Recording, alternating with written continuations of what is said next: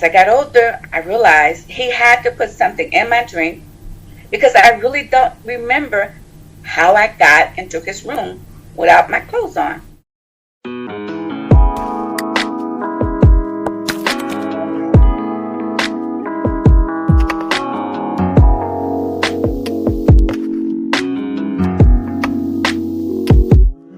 Only you believe and keep working at it. One day, you will live the life you had always dreamt of. Welcome to another inspiring episode of Podcast with Sheila, the podcast that is spreading positivity around the world by sharing inspiring life experiences. She is a speaker, licensed evangelist, and author of Blueprints of Shades, a contemporary Christian romance novel about a woman who struggles with dark secrets. We have with us today Patricia MONSERRATE. I hope I got the name right. Yes, you did. Great. Patricia will be sharing with us her life experiences that led her to the woman she is today. Hello, Patricia, and welcome to Podcast with Sheila. Hello, and thank you so much for having me on this afternoon. It's just a privilege and a pleasure to be with you on today. I would like to just talk just a little bit about my experience. When I was born, any type of abuse was never discussed in the home or anywhere. It just wasn't there. But I remember, even after almost 60 some years, the first incident that happened, I was only around 6 years old, I remember. And I don't know if your audience know, but back then the families always had these uncles and these aunts that wasn't really related to the family, but they were part of the family. And I never forget that we were at a family event, and I happened to wander away from my mother, and I went inside my aunt's dining room, just a little kid, 6 years old. You are kind of like looking, experimenting, just checking things out. And one of the uncles came in. Now, I want your audience to understand that at 6 years old, you really don't understand what really is taking place. Exactly. But it's something is wrong. Yeah. It's not quite right. And he wanted to, he said, well, let's come sit on my lap, And I didn't think nothing of it. He was my uncle. I've known him ever since I was, I guess born, because he was always part of the family. Exactly. But as I began to sit on his lap, things began to transpire, and I didn't scream, I didn't holler or anything like that. But he began to follow me and do things that was not appropriate for a man and with a 6-year-old child. Yeah. And I think it would have went further if the family didn't walk inside the house. And to this day, I really believe that was the grace of God watching over me at that particular time. But I want your audience to also know that I didn't tell anyone. I didn't say anything. But the enemy knew what type of ministry the Lord had for me. So the abuse didn't just stop. Yeah. Patricia, I'm going to have to stop you here because there are a lot of things you said there that I want us to emphasize on. And one of them is, I think I remember when I first started Podcast with Sheila, I'm not too sure the number of guests that was, but I should think he would have been between the first and the 10th guest. And he was a pastor as well. I remember his name very well, called Pastor George Hodges. And he had shared a similar story like yours. I think he was also at the age of 6. And when he had said that, I was taken aback a bit because I was thinking, at the age of 6, how will a child remember what it was? But he had explained it to me, and I totally agree with you where you're coming from. But what I want us to emphasize here is, because he had said it on that podcast, that usually most of the abuse comes from within. It does. It comes from people that that is a part of your life. People that interact with your family, and when you're that age, you really can't comprehend what is really happening to you mentally and physically until you started growing and you start, getting up in age. And then you begin to realize something wasn't quite right. I remember it. I can just see the dining room table. I can see the gentleman, my uncle per se. I can see everything. I can see him, massaging things that he shouldn't have touched at 6 years old. And here I am. I'm 70, and I remember it very, very vividly. And I can imagine there's a lot of women out there that has secrets like this, because it didn't stop, Shirley. I remember we had another friend. This is when I accepted Christ, when I became 8. And I think I was around 11 or 12. And we had a friend, and this was a young lady. It wasn't a man, young lady. And she used to come and visit with my sister, my oldest sister. And, we didn't have much. We didn't have a big house. So, many people slept together, right? You had one big bed. You had 2 people in the bed, correct? And I grew up under that way. I never forget the first night it happened. And all I could do was, Sheila, I pretended I was asleep. It was a girl. It was a girl. And she was just, and the bad thing about it, Sheila, she was in church. So it really scared me in a sense that I didn't want to be around her. I didn't know what to say about it. I couldn't tell my sister because that was her friend. There's a lot of things that go on in your mind that you really don't know how to deal with it. And just knowing Christ, that still didn't really help me because I was young. We one of our friends, she was getting married. So we went to her house to stay overnight. I'm sleeping on the couch, and her young brother came in the living room. Again, I pretended I was asleep. And I never told my family. I never told no one.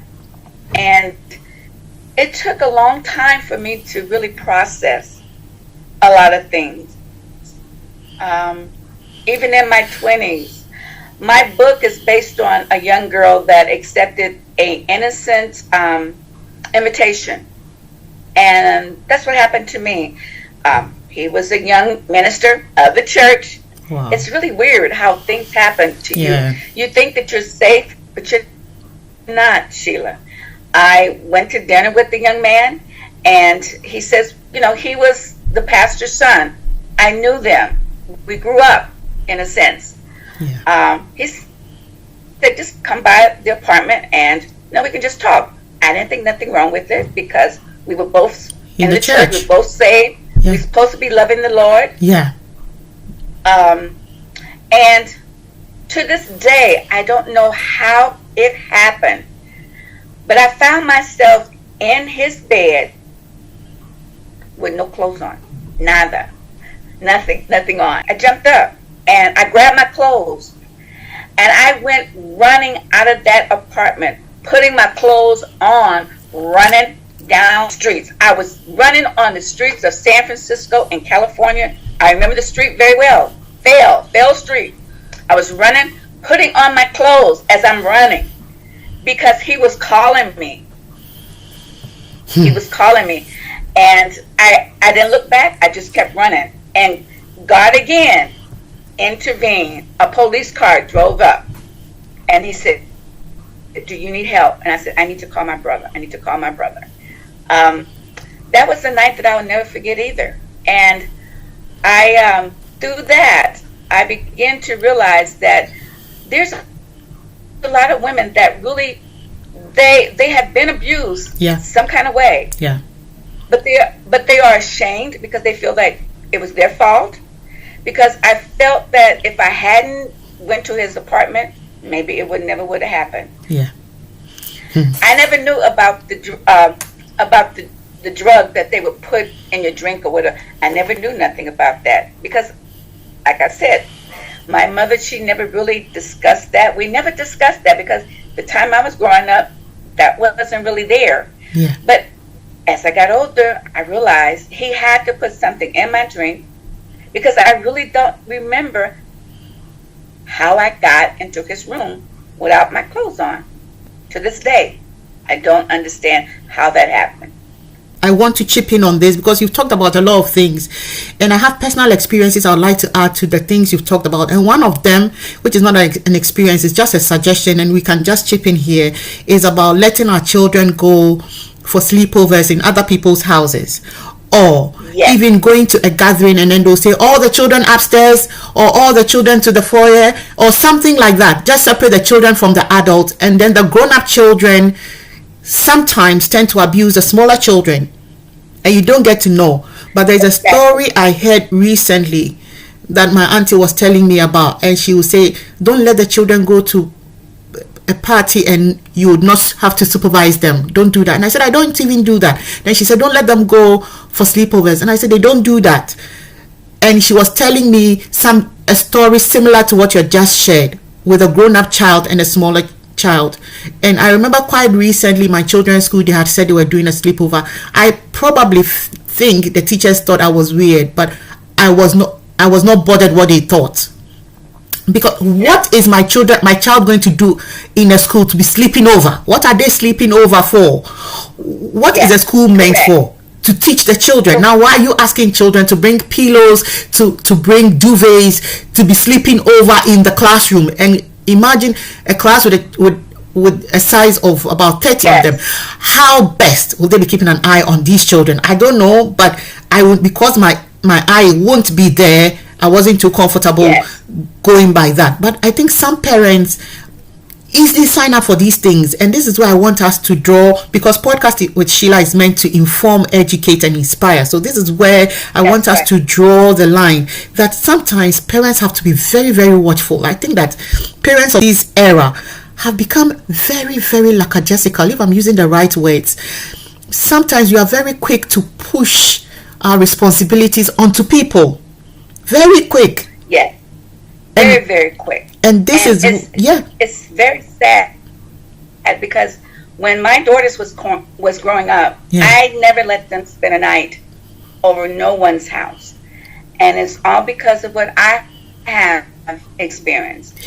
And parents need to be aware of what is going on with your kids, because they may not tell you, but there may be something going on. If you see them starting to act a little bit strange, or they get a little bit quieter, they seem to be a little bit isolated, you need to check with them to see what is going on. I remember my youngest daughter, we were living in another state, and she had a friend, and all of a sudden she started to get real quiet. And I had to question her. I said, did that young girl touch you in any way that you felt uncomfortable? I said, you need to let mommy know. And I would not let her go over to her house. Never. No. I said, if she wants to see you, she comes to your house.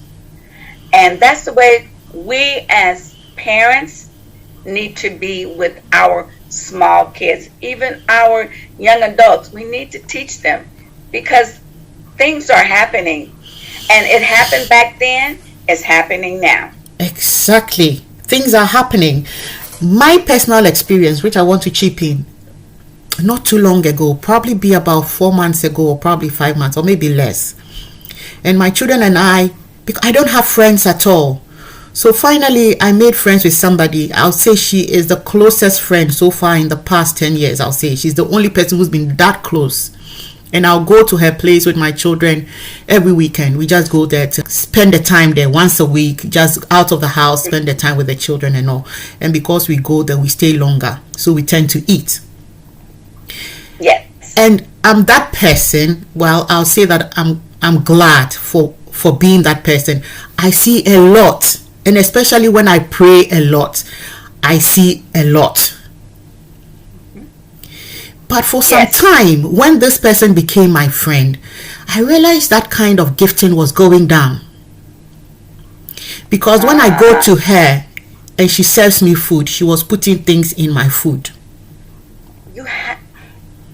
You know what? Since you brought that up, yes, that happened to my brother once. And I didn't know, because I wasn't dreaming that much. That bit was not revealed to me. Usually I'll see these things in my dream, but it wasn't revealed to me. After this thing has gone on, and sometimes when it's past and you're reflecting and trying to join the pieces, then you'll be able to say, oh, okay, that was why this was happening. That was why I was doing this. That was why I was doing this. But I remember at some point when I used to go to her house, sometimes when you go, she'll just put in a movie, and most of the time the movie will be about lesbians.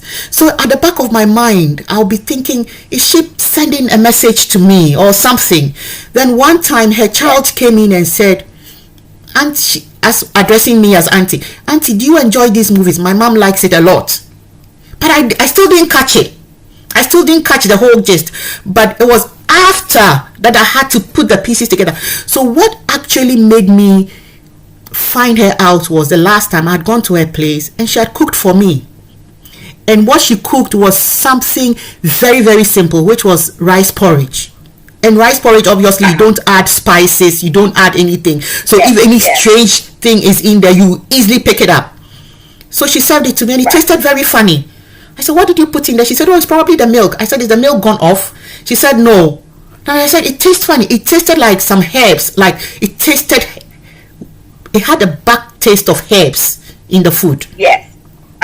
So I said, no, I don't want it. But I had already taken a scoop before I realized the taste. I said, no, I don't want it. And she took it away. And then she brought me another one that was very plain. I tasted it. I said, yes, this is what I'm supposed to be tasting. So after this incident, I started thinking back. And then I separated from her. So if I was seeing her every week, I don't see her again. So whatever substance she was dropping in my food, it wasn't coming back. After a month of separation from her, I started dreaming. And I was seeing everything. And then you understood what was happening. Exactly. Yes.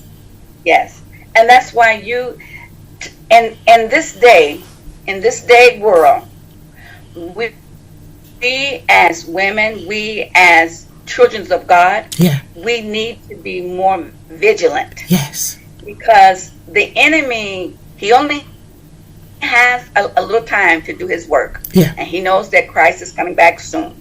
So his main thing is to try to destroy God's people. Yeah.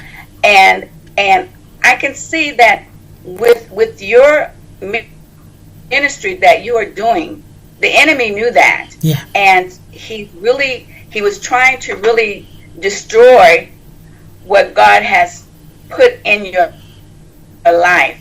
And that's why we cannot always be so friendly with people. We have to let the Spirit of the Lord lead us. Exactly. To who we should be friends with, and who we should not. Yeah. I don't let everybody in my home. Yeah. I don't let everybody in my home. Yeah. I'm very cautious. I've only had one dear friend, and God has decided to take her home. And it's very hard. It is very hard. But we need to let women know that we have to be on the lookout for any and everything, and not to be where we don't want to have the responsibility. Yeah. Because that is our responsibility. Exactly. I totally agree with you. I think yesterday, the recording we had done, the man had mentioned something on the podcast, and he said he had shared that he has a military background. He used to be he's a veteran now. He used to be in the Marine, and he's out now. And he said when he was in the Marine, he used to drink a lot, and he had some other bad behaviors he wanted to break at the time, so he had to come out of the Marine. And he said when he had gone on the journey to put his life on the right, he lost a lot of friends. And he had emphasized that sometimes when you are trying to do the right thing for yourself, you lose a lot of friends very quickly. And when that is happening, don't let it affect you, because the new path you're taking cannot accommodate them anymore. they can't be part of that life. And if they have to be part of it, they're not going to let you go on that journey. So then you start losing a lot of friends. And that is so true. Yeah, I totally resonated with him, because as I sit here, I've become too careful, too watchful. Sometimes I ask myself, am I overthinking? But I don't think I am, because every time I've allowed somebody come an inch closer to me, it had to be something else. So I've had to search within myself and find out why it keeps happening like that. But I see that God is separating me, and this one, most people may not understand it if you are not a believer, and we totally agree with you. But as believers, we talk like this, and I'm happy to say this, but most people will not understand it if you separate yourself too much. Because I believe that when God has an agenda for you, he puts the right people in your place, and the enemy will try to bring his own people to prevent God's agenda from coming to pass, like you had said. So when God is trying to separate you from them, it becomes like a struggle or like war, because the devil wants you, God wants you, so the strongest get to have you. And I believe on this part, that will be God wanting to have you, and that means you're going to lose a lot of friends very quickly. And that has been my story all the time. These people who come in my life will do one thing or the other that wouldn't sit well with me, and I'll have to move away. So I've learned to live a lonely, narrow life. Sometimes it gets lonely, but it's very peaceful. Well, you know what, Sheila, I would like your listeners to also know that even though they may not know God as their personal Savior, they must realize that God has a work for them. Everyone. He created us to be his mouthpiece, to be his person that people can see his life in us. Yeah. So even though I tell people, even though you say, well, I don't know Christ like you do, that's fine. But you must realize you do have a purpose in this life. And it's important that you try to see what that purpose is. Yeah. And you can really set yourself apart and kind of like just listen and let that inner person speak. A lot of people say, I should have done it. I just knew I should have done it. Don't you know that that's the Spirit of God within you that is telling you? Exactly. Whether you know him or not as your personal Savior, he still speaks to you because you are his creation. Yeah. And whatever he created, the Bible said it's good. Yeah. And so they need to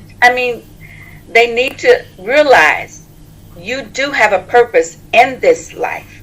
I stress that to everyone.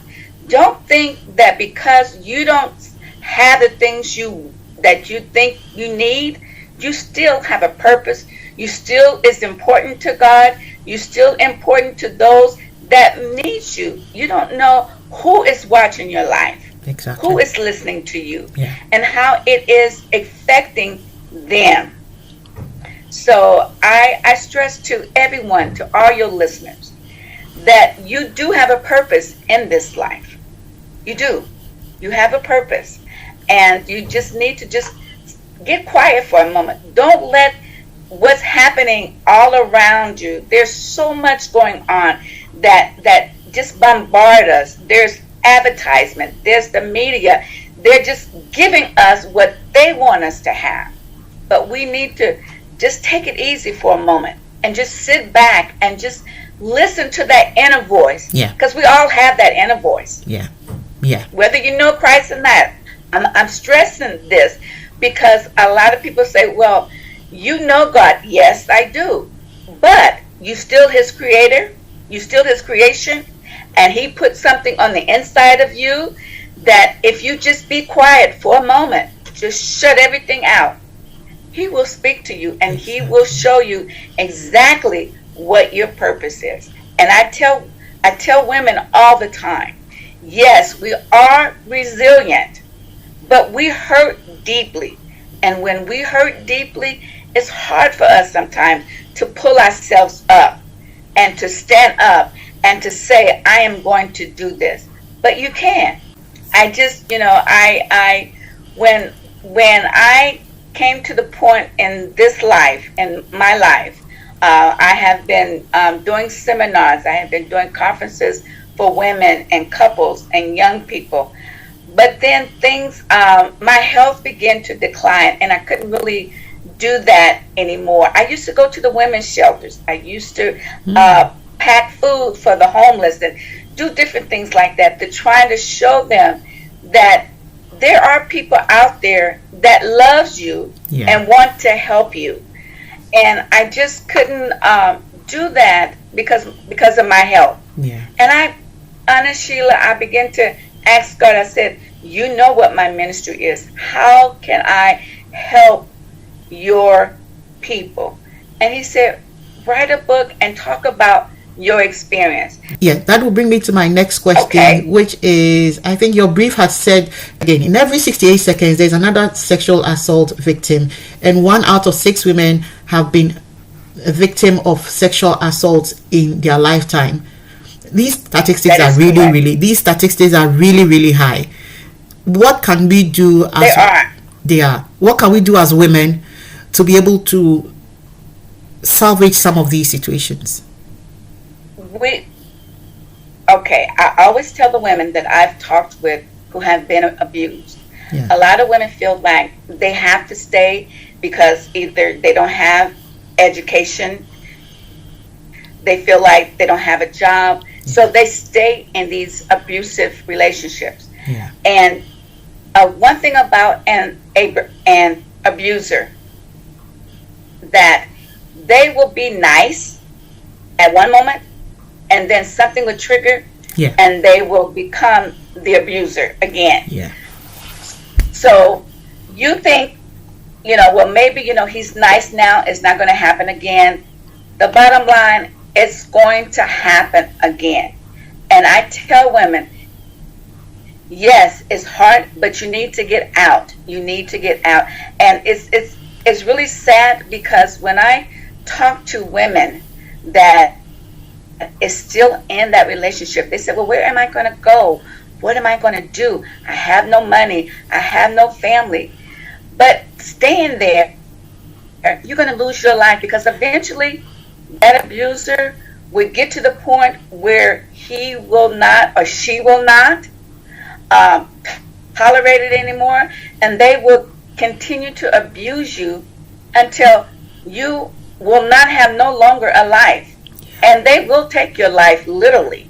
Yeah. And I never forget, Sheila, I went to this home for women's shelter. And they had these wooden statues of women all down the hallway with a little 8x10 card that had their name on it and what happened to them. That whole hallway, I say, was about 30 women, statues of women that lost their lives because an abuse. It could be their husband, their boyfriends, their lover, whoever, and they stay too long. And they tell them, don't stay. Get out of there. Find someone that you can trust and get the help you need, because there are people out there. The numbers are out there. You can find it out there on Google or whatever. The numbers of shelters are there for the women and the men. You'd be surprised how many men are being abused, Sheila. And that was a shocker to me. Yeah. That some men would come to me in secret, and they will tell me certain things. And, men don't talk.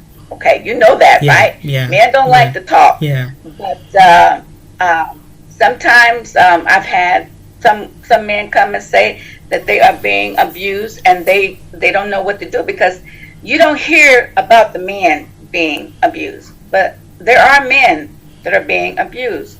So I tell women today, if you are in an abusive relationship, get out for your own life and for your kids. Don't worry about it. God will take care of you. And there are resources out there for you to get and to keep yourself safe. And you can, I mean, it's just don't let fear, don't let embarrassment, don't let you think that it's all your fault. It's not your fault. It's not your fault. Wow. So I'm telling the women today, there is help out there, and you don't need to stay. You don't need to stay. You don't need to stay. I totally agree with you. It looks like